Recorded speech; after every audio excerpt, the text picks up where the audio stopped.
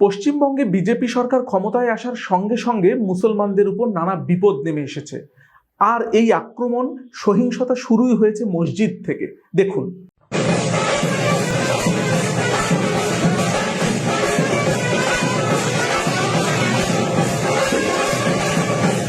মসজিদে নামাজরত অবস্থায় মানুষজনকে ডিস্টার্ব করে গান বাজনা দিয়ে তাদেরকে উস্কানি দিয়েই তারা ক্ষান্ত হয়নি, বরঞ্চ বাড়ি বাড়ি গিয়ে তারা আক্রমণ করার চেষ্টা করছে। দেখুন, আজকে যে নতুন সরকার এসেছে তার জন্য আমাদের কোনো কষ্ট নেই, কিন্তু তা বলে বাড়িতে কেন এরকম করছে? আমার ছোট বাচ্চা আছে, বাচ্চা ঘুমাচ্ছিল, প্রচুর পরিমাণে ভাঙচুর, আর আমার বাচ্চা।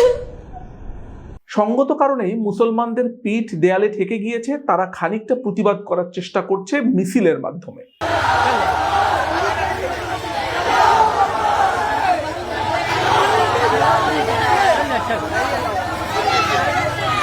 এ তো গেল শুধু মুসলমানদের কথা, কিন্তু তাদের দেশের মুসলমানরাই যে আক্রান্ত হয়েছে তা নয়, বরঞ্চ দেখুন তাদের স্বজাতি হিন্দু জাতিদের মধ্যে যারা তৃণমূল কংগ্রেস করেছিল তাদেরকেও খুঁজে খুঁজে বের করে তারা নানানভাবে আক্রমণ করছে।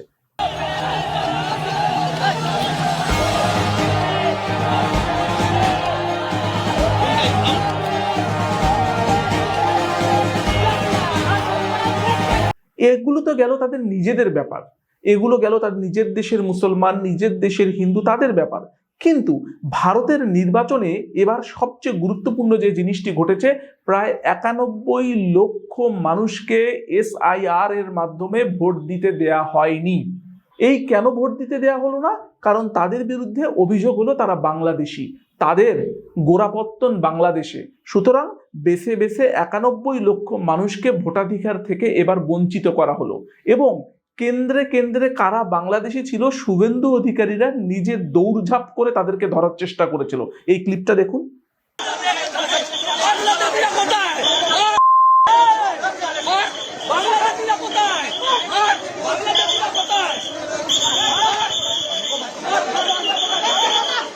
কি বলবেন?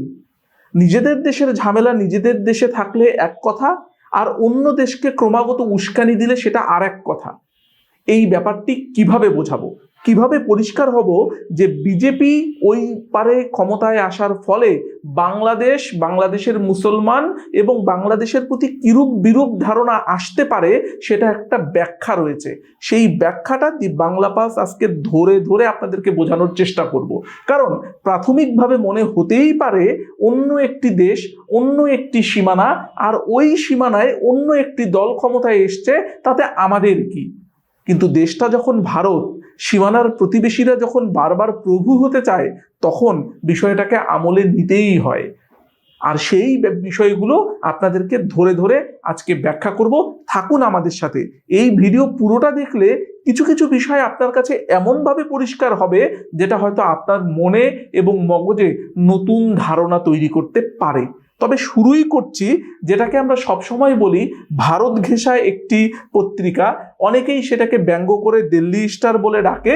সেই দিল্লি স্টারের একটা ফটোকার্ড দিয়ে আমরা শুরু করতে চাই। ফটোকার্ডটা আগে একটু দেখে নিন। সেখানে পশ্চিমবঙ্গের সদ্য নির্বাচিত মুখ্যমন্ত্রী শুভেন্দু অধিকারী বাংলাদেশের ব্যাপারে কিরূপ বিরূপ ধারণা প্রকাশ করে থাকে সেটা এই ফটোকার্ড দুটিতে খুব পরিষ্কার।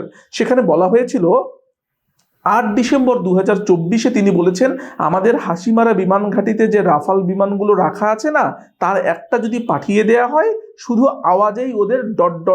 আমি বলতে পারি ভারত কত বড় সামরিক শক্তি। ধর, এটা রাশিয়া জানে, আমেরিকা জানে, চীন জানে। ওই একই ব্যক্তি অর্থাৎ শুভেন্দু অধিকারী 27 ডিসেম্বর 2025 মানে গেল বছরের একদম শেষে বলেছেন, এই লোকদের অবশ্যই একটা শিক্ষা দিতে হবে। ঠিক যেমনটা ইসরায়েল গাজাকে দিয়েছে, আমাদের সরকার হিন্দু এবং দেশের স্বার্থে কাজ করছে। অপারেশন সিঁদুরে আমরা যেভাবে পাকিস্তানকে শিক্ষা দিয়েছিলাম, ঠিক তেমনি একটা শিক্ষা তাদেরও দিতে হবে। বাংলাদেশকে শুভেন্দু অধিকারী কি শিক্ষা দিবে? বাংলাদেশ শুভেন্দু অধিকারীর কি ক্ষতি করেছে? ভারতের কোন দিকে গিয়ে পা আগ বাড়িয়ে এসে যুদ্ধ করতে লেগেছে ভারতের সঙ্গে? ভারতের কি এমন ক্ষতি হলো? পশ্চিমবঙ্গের কোথায় সে পাকা ধানে মই দিল বাংলাদেশ যে বাংলাদেশকে সে উচিত শিক্ষা দিতে চায়? এই ব্যাপারটা বুঝতে গেলে একটু বুঝতে হবে। দেখুন, রাজনীতিটা হলো এমন এক খেলা যে দল ইস্যুগুলোকে যত সুন্দরভাবে ক্যাশ করতে পারে সেই দল রাজনীতিতে ততখানি এগিয়ে আসে। এই ব্যাপারটা যদি আমাদেরকে বুঝতে হয় তাহলে বাংলাদেশের নির্বাচনের সাথে পশ্চিমবঙ্গের নির্বাচনকে একটু কানেক্ট করতে হবে। আপনারা খুব জেনে অবাক হবেন এবং আশ্চর্যান্বিত হবেন যে পশ্চিমবঙ্গের রেজাল্ট আর বাংলাদেশের নির্বাচনের রেজাল্ট প্রায় সমান এবং একেবারেই সেম। কিরকম ভাবে আমি একটু বলি, বাংলাদেশের আসন সংখ্যা 300 এবং পশ্চিমবঙ্গের রাজ্যের আসন সংখ্যা 294টি। সেখানে বাংলাদেশে যেমন 2টি আসনে নির্বাচন হয়নি, পশ্চিমবঙ্গে 1টি আসনে নির্বাচন হয়নি, সেখানে আবার ভোট গ্রহণ হবে। তাহলে 294টি আসনের মধ্যে 147টি আসন দরকার পড়ে পশ্চিমবঙ্গে ক্ষমতা আসতে গেলে, বাংলাদেশে দরকার পড়ে 151টি আসন। পশ্চিমবঙ্গের যারা বর্তমানে ক্ষমতায় এলো বিজেপি সরকার, তারা যে আসন পেয়েছে তা হলো 207টি, আর প্রথম দফায় বিএনপি সরকার আসন দখল করেছিল 212টি। বাংলাদেশে জামাতে ইসলামের যে জোট সেটা ক্ষমতা বা আসন পেয়েছে 77টি, ওদিকে তৃণমূল কংগ্রেস বা মমতা বন্দ্যোপাধ্যায়ের দল তারা পেয়েছে 80টি। তার মানে আসন সংখ্যার বিচারে দুই দল কিন্তু নির্বাচনের পরিস্থিতিতে খুব কাছাকাছি, কিন্তু সেটা মুখ্য বিষয় নয়। মুখ্য বিষয় হলো যে 77টি আসন জামাতে ইসলামের জোট জয়লাভ করেছে তার ভেতরে এককভাবে 68টি আসন জামাতে ইসলামের প্রার্থীরা জয়লাভ করেছিল। এই 68টি আসনের অনেকগুলো আসন, 21টিরও বেশি আসন রয়েছে যেগুলো সীমান্ত ঘেঁষা। বাংলাদেশের রাজশাহী এবং খুলনা বিভাগে বিশেষত এই দুই বিভাগের 21টি আসন দখল করেছে জামাতে ইসলামী, যেগুলো ছিল একেবারেই সীমান্ত ঘেঁষা। সুতরাং ভারতের পশ্চিমবঙ্গের সাথে লাগোয়া যে আসনগুলো, সেই আসনগুলোতে বাংলাদেশের পক্ষে জামাতে ইসলামী এবং পশ্চিমবঙ্গের ক্ষেত্রে কট্টর হিন্দুত্ববাদী দল বিজেপি জয়লাভ করেছে। কেন এই ঘটনাটা ঘটলো? দুই কট্টর দল, অপেক্ষাকৃত জামাতের চাইতে কট্টর দল বাংলাদেশে থাকলেও জামাতে ইসলামীকেই সবচেয়ে গ্রহণযোগ্য ধরা হয়, তার কারণ তাদের একটা নির্দিষ্ট ভোট ব্যাংক রয়েছে। সীমান্তের দুই অঞ্চলের মুখোমুখি আপনারা এই গ্রাফটা দেখুন এবং সেখানে আমরা দেখতে পাচ্ছি দুই দিকেই কিন্তু দুই কট্টরপন্থী বা ধর্মভিত্তিক রাজনৈতিক দল সেখানে জয়লাভ করেছে। এইটার মানেটা কি? এই মানেটা আমাদেরকে বুঝতে হবে। ভারতের নির্বাচনে আমরা যদি বুঝতে চাই তাহলে আমরা দেখব ভারত যে পয়েন্টটাকে ক্যাশ আউট করার চেষ্টা করেছে বিজেপি সরকার বিশেষত, তারা বলেছে সীমান্তের ওই পারে জামাতি ইসলাম এসে গেছে, অতএব আমাদেরকে সাবধান থাকতে হবে। ওই পারের হিন্দুরা যেভাবে নির্যাতিত এবং নিষ্পেষিত হচ্ছে, যে কোনো মুহূর্তে এই পারেও কিন্তু সেরকম ঘটতে পারে। এই ব্যাপারটাকে খুব চমৎকারভাবে শুভেন্দু অধিকারী এবং বিজেপি চমৎকারভাবে ক্যাশ করতে পেরেছে। এবার আসি, কেন ভারতের জন্য জামাতে ইসলামী এত বেশি মাথা ব্যথার কারণ হলো ভারত বিরোধী মনোভাব। বাংলাদেশের এই পারের মানুষের ভারত বিরোধী মনোভাব। যারা সীমান্ত এলাকায় বসবাস করে তারা জানে ভারত কতটা তাদের জন্য হুমকি এবং ভারত কিভাবে বছরের পর বছর ধরে এই সীমান্তের মানুষের জন্য খুব বিপজ্জনক অবস্থা তৈরি করেছে। সীমান্ত এলাকার মানুষের উপরে ভারতের একটা প্রভাব বরাবরই ছিল, কিন্তু সেটা ছিল নেতিবাচক প্রভাব, কোনো ইতিবাচক প্রভাব নয়। রাজশাহী অঞ্চল সহ ওই অঞ্চলগুলোর দিকে যদি তাকাই তাহলে প্রথমতই দেখতে পাই তিস্তার পানি বন্টনের যে অসম চুক্তি, সেই চুক্তির ফলে এই অঞ্চলের কৃষকদের মাঠ শূন্য, হাহাকার পড়ে থাকে। অথচ তিস্তার পানি বন্টনের যে চুক্তি সেটা ভারত কখনোই মানে না। বিএসএফ এর গুলিতে সীমান্তের অসংখ্য মানুষ নিহত হয়, বছরের পর বছর একের পর এক পতাকা বৈঠক হয়, কিন্তু এর কোনো সমাধান আসে না। অর্থনৈতিক যে বৈষম্য, সীমান্ত বাণিজ্যে ভারত সবসময় অ্যাডভান্টেজ নেয়, বাংলাদেশের মানুষেরা সেই অ্যাডভান্টেজ কখনোই পায় না। এবং বিগত 16 বছর ধরে হাসিনা সরকার যখন ক্ষমতায় ছিল তখন এটা ধরেই নেওয়া হতো যে ভারত হাসিনা সরকারের মাধ্যমেই ভারতকে সুবিধা দিয়ে থাকে এবং হাসিনা সরকার ভারতের জন্য যা করেছে তা আসলে বলা বাহুল্য।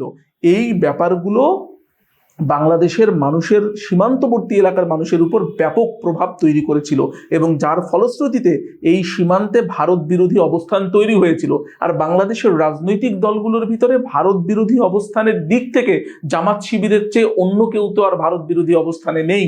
অতএব ভারত বিরোধী অবস্থান এবং সীমান্তবর্তী মানুষের বাস্তব নেতিবাচক প্রভাব, দুই একত্রিত করে সীমান্ত এলাকাগুলোতে জামাতের একচ্ছত্র জয়লাভ নিশ্চিত করেছে। আর এই ব্যাপারটাকেই খুব চমৎকারভাবে পশ্চিমবঙ্গের বিজেপি সেটা ক্যাশ করেছে। পশ্চিমবঙ্গের বিজেপির সবচেয়ে বড় জয়, কারণ এর আগে বিজেপি কখনোই সুবিধা করতে পারেনি। কিন্তু বাংলাদেশের নির্বাচনের সাথে এর কি কোনো সংযোগ আছে? হ্যাঁ আছে। কিভাবে সংযোগ আছে সেটা বলি। বাংলাদেশে যখন নির্বাচন হয়ে গেল, তারপর ভারতীয় বিশ্লেষকরা বলেছিল যে বাংলাদেশের সীমান্ত এলাকায় জামাতের জয় পশ্চিমবঙ্গের নির্বাচনে বিশেষত বিজেপির প্রচারণাকে প্রভাবিত করেছে। কিভাবে প্রভাবিত করেছে চলুন একটু দেখে নেওয়া যাক পয়েন্ট ধরে ধরে। নাম্বার 1, হিন্দু ভোটারদের মেরুকরণ করেছে। বাংলাদেশে আওয়ামী লীগ নিষিদ্ধ হওয়ার পর জামাত বিএনপি সরকার আসতে পারে, এই আশঙ্কা পশ্চিমবঙ্গের হিন্দু ভোটারদের মধ্যে ছড়িয়েছিল বিজেপি এই ভয়কে ভোটে রূপান্তরিত করেছে। 2 নম্বর পয়েন্ট কি? হিন্দু নিরাপত্তা ইস্যু। বাংলাদেশে সংখ্যালঘুদের উপর হামলার খবর সত্য বা অর্ধসত্য পশ্চিমবঙ্গে বিজেপির প্রচারণার কেন্দ্রবিন্দু হয়েছিল। ওপারে হিন্দুরা নিরাপদ নয়, এপারেও তাহলে সাবধান, এই বার্তাটি কাজ করেছিল খুব বেশি। তৃতীয়ত, অনুপ্রবেশ ইস্যু। বাংলাদেশ থেকে অবৈধ অনুপ্রবেশ নিয়ে বিজেপির দীর্ঘদিনের প্রচারণায় নতুন মাত্রা যোগ হয়েছে। সীমান্ত অঞ্চলে এই ইস্যু খুব কার্যকর হয়েছে। এবং চতুর্থ এবং গুরুত্বপূর্ণ, ভারত বিরোধী সরকার পশ্চিমবঙ্গের পাশে। সীমান্তের ওপাশে এমন একটি জোট ক্ষমতায় আসছে যারা স্পষ্টভাবে ভারত বিরোধী, এটা পশ্চিমবঙ্গের মানুষকে বিজেপির দিকে ঠেলে দিয়েছে। সংক্ষেপে বলতে গেলে বাংলাদেশে জামাতের উত্থান পশ্চিমবঙ্গের বিজেপির প্রচারের সবচেয়ে বড় হাতিয়ার হয়েছে। এবার আসি ভবিষ্যতে কি হতে পারে। এ তো গেল সামগ্রিক পরিস্থিতি। আমরা ভারতে মুসলিমের উপর আক্রমণ দেখলাম, আমরা বিজেপির তৃণমূলের উপর আক্রমণ দেখলাম, আমরা বাংলাদেশের উপর তাদের নেগেটিভ মনোভাব দেখলাম। কিন্তু এবার কথা হতে পারে ভবিষ্যতে কি হতে পারে। ভবিষ্যতের জন্য ভারত আরো বড় কিছু আমলে নিয়েছে। প্রথম কথা, বাংলাদেশ ভারত সম্পর্ক। শেখ হাসিনার আমলে বাংলাদেশ ভারত সম্পর্ক যত ঘনিষ্ঠ এবং মিষ্ট ছিল, এই সরকারের আমলে বাংলাদেশ ভারতের সম্পর্ক তত বেশি তিক্ত এবং নেগেটিভ হতে শুরু করেছে। কিরকম? তারেক রহমানের নেতৃত্বে বিএনপি ভারত সরকারের সাথে সম্পর্ক পুনর্নির্ধারণ করতে চাইবে, এখনো সেটা হয়নি। জামাত, যারা প্রধান বিরোধী দল, তারা স্পষ্টভাবে ভারত বিরোধী। তিস্তা ইস্যু, সীমান্ত হত্যা, ট্রানজিট ইস্যুতে নতুন চাপ তৈরি করবে। ভারত এখন চিন্তিত, কারণ তার পূর্ব প্রতিবেশী বাংলাদেশ এখন এমন একটি সরকার বিরাজ করছে যা ভারতের প্রভাব কমাতে সর্বাত্মক চেষ্টা করছে। 2 নম্বর বিষয়, পশ্চিমবঙ্গে বিজেপির নতুন নীতি। সীমান্ত নিরাপত্তা আরো কড়াকড়ি হতে পারে। বাংলাদেশ থেকে অনুপ্রবেশ ঠেকাতে তারা উঠে পড়ে লাগতে পারে। হিন্দু সংখ্যালঘুদের সুরক্ষার প্রশ্নে বিজেপি বাংলাদেশ সরকারের উপর চাপ তৈরি করতে পারে এবং কেন্দ্রে মোদী সরকার এবং রাজ্যে বিজেপি সীমান্ত নীতিতে নতুন কোনো ডাইমেনশন আসতে পারে। এবার আসেন আঞ্চলিক ভূ রাজনৈতিক ইস্যু। এই দুটো নির্বাচনের ফলে আরেকটি বড় শক্তি সক্রিয় হয়ে উঠেছে, সেটি হলো চীন। বাংলাদেশ যেহেতু ভারত বিরোধী একটি শক্তি বাংলাদেশে অবস্থান করছে, সেহেতু চীন এই সুযোগে বাংলাদেশের সাথে সম্পর্ক গভীর করে তাদের সাথে সমস্ত বাণিজ্য চুক্তি সম্পাদন করতে চাইবে। এবং 4 নম্বর যে গুরুত্বপূর্ণ পয়েন্ট, বাংলাদেশের সংখ্যালঘুদের ভবিষ্যৎ। বাংলাদেশে হিন্দু সংখ্যালঘুরা আওয়ামী লীগকে একচেটিয়াভাবে ভোট দিত এবং তারাই তাদেরকে ক্ষমতায় এনেছিল। আওয়ামী লীগ নিষিদ্ধ হওয়ার পর তারা এখন রাজনৈতিকভাবে অরক্ষিত ফিল করতে পারে। ফলে বিএনপি এবং জামাত উভয়ই সংখ্যালঘুদেরকে কাছে টানার জন্য চেষ্টা করবে, কিন্তু তাতে আস্থার সংকট যেটা তৈরি হয়েছে তা দূর হবে বলে মনে হয় না। পশ্চিমবঙ্গে বিজেপির উত্থান এই সংখ্যালঘুদের মধ্যে দেশ ছাড়ার চিন্তাও জাগ্রত করতে পারে। কিন্তু বিজেপি সরকার যে বলছে অনুপ্রবেশ ঠেকাবে, তার মানে এখানে একটা ক্ল্যাশ তৈরি হতে পারে এবং ঝামেলা এই দেশের সংখ্যালঘুদের উপর আক্রমণ করে কেউ ক্যাশও করতে পারে। এবার আসুন বাংলাদেশের সাধারণ মানুষের উপর তার কি প্রভাব পড়বে। বাংলাদেশের সীমান্ত এলাকার মানুষদের জন্য ভারত বিরোধী সরকার মানেই সীমান্তের বাণিজ্যে একটা টানাপোড়েন তৈরি হবে। তিস্তার পানি সমস্যা দূরীকরণে উত্তরবঙ্গের কৃষকদের কষ্ট আরো বাড়বে এবং তারা আরো বেশি হাহাকারে পড়বে বলে মনে হয়। নিরাপত্তা বাড়লে চোরাচালান কমবে, যা অনেকের জীবিকা। এটাও একটা ফ্যাক্টর, নেগেটিভ ফ্যাক্টর কিন্তু ফ্যাক্টর। পশ্চিম বঙ্গের সীমান্ত এলাকার মানুষদের জন্য কি প্রভাব পড়বে? বিজেপির কঠোর সীমান্ত নীতিতে আবার অনেক পরিবার আলাদা হয়ে পড়তে পারে। সীমান্ত বাণিজ্যে বাধা মানেই দুই দেশের ছোট ব্যবসায়ীদের জন্য বিশাল ক্ষতি, এবং সাম্প্রদায়িক উত্তেজনা বাড়লে বাংলাদেশের মানুষ সবচেয়ে বেশি ক্ষতিগ্রস্ত হবে প্রান্তিক মানুষ। এই গেল সামগ্রিক ব্যাপার। কিন্তু এবার বুঝতে হবে, তার মানে একটা ইকুয়েশন খুব ভালোভাবে বিজেপি সরকার মেলাতে পেরেছে। সেই ইকুয়েশনটি হলো, জামাতে ইসলামী সীমান্ত অঞ্চলগুলো দখল করে ফেলেছে, আর এইটাকে প্রচারণে কাজে লাগিয়ে হিন্দুরা অরক্ষিত হয়ে পড়তে পারে এই দেশেও যদি অন্য সরকার চলে আসে। অতএব হিন্দুত্ববাদী সরকারকে তোমরা ক্ষমতায় আনো, যাতে এই হিন্দুত্ববাদী সরকার সীমান্তের এপারে সীমান্তের ওপারে দুই পক্ষেই ডমিনেট করতে পারে। কারণ জামাতে ইসলামীকে যদি তারা ধরে নেয় যে কট্টর মুসলিমবাদী দল, আর ওই পাশে হিন্দুত্ববাদী দল না আসলে ঠিক ওইভাবে বিষয়টাকে তারা নেগোশিয়েট করতে পারবে না। এই গেল ব্যাপার। সীমানার রাজনীতিবিদরা কিন্তু সীমানার দুই পাশের ভাগ্য নির্ধারণ করার চেষ্টা করে, কিন্তু মানুষের ভাষা, জীবিকা এবং মানুষের ভেতরে যে সংস্কৃতি ও স্বপ্ন সেটা একই থাকে। বাংলাদেশের সীমান্তে জামাতের উত্থান এবং পশ্চিমবঙ্গে বিজেপির বিজয় দুটোই একটি বড় বার্তা দিচ্ছে। মানুষ পরিবর্তন চায়, মানুষ সম্মান চায়, মানুষ নিরাপত্তা চায়, কিন্তু রাজনীতিবিদরা সেসব কোনো কিছুরই তোয়াক্কা করে না। তারা শুধু ইস্যুকে ক্যাশ করার চেষ্টা করে। ঠিক যেভাবে বাবরি মসজিদ ধ্বংস করে মুঘলদের অবদানকে অস্বীকার করার মাধ্যমে বিজেপির রাজনীতি টিকে রয়েছে, ঠিক একইভাবে সীমানায় সংখ্যালঘুদের নিরাপত্তা দেওয়ার ছল করে একের পর এক সহিংস অবস্থা তৈরি করে কট্টর হিন্দুত্ববাদিতা ছড়িয়ে দিয়ে বিজেপি ক্ষমতায় চলে আসলো তো বটে, কিন্তু এই ক্ষমতা মানুষের ভাগ্য ইতিবাচকভাবে পরিবর্তন করতে পারবে কি? বাংলাদেশ সরকারে যে আওয়ামী লীগকে নিষিদ্ধ করে দিল, এটা কোন দিকে, কোন ইস্যুতে, কোনভাবে প্রভাব ফেলবে সেটা আমরা জানি কি? কিচ্ছু জানি না। দেখার বিষয় সামনের দিনগুলোতে কি হয়। তবে এটা বলতেই হয়, বাংলাদেশের জামাতের জয় পশ্চিমবঙ্গের বিজেপির জয়ে একটি বড় প্রভাব রেখেছে। দেখার বিষয় কোন দিকে যায়। বাংলা পালসের সঙ্গেই থাকুন, আলাপ করব, আরও এমন এপিসোড নিয়ে আসব। আমাদেরকে সহযোগিতা করুন, আপনার কমেন্ট জানান এবং সেই সঙ্গে শেয়ার করুন, সাবস্ক্রাইব করুন, আমাদেরকে বড় হওয়ার সুযোগ তৈরি করে দিন। ধন্যবাদ সবাইকে।